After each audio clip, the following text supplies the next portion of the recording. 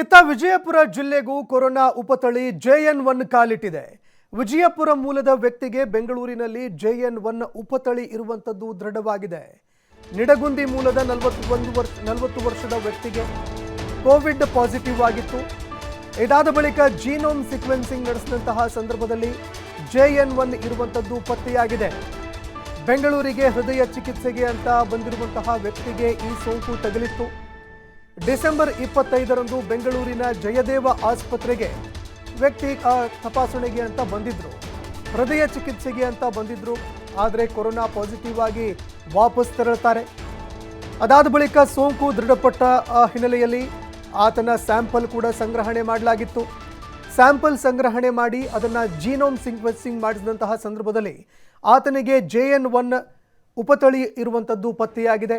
ಇದಾದ ಬಳಿಕ ಸೋಂಕು ದೃಢಪಟ್ಟಿರುವಂತಹ ವ್ಯಕ್ತಿಯ ಕುಟುಂಬಸ್ಥರ ಸ್ಯಾಂಪಲ್ ಕೂಡ ಸಂಗ್ರಹಣೆ ಮಾಡಲಾಗಿದೆ.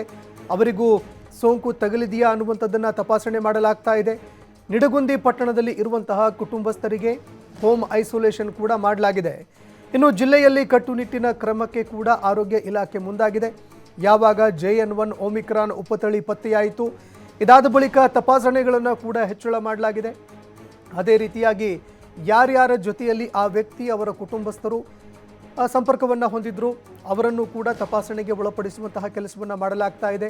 ಕುಟುಂಬಸ್ಥರ ಸ್ಯಾಂಪಲ್ಗಳನ್ನು ತೆಗೆದುಕೊಂಡು ಅವರನ್ನು ಕೂಡ ಹೋಮ್ ಐಸೋಲೇಷನ್ನಲ್ಲಿ ಇಡಲಾಗಿದೆ.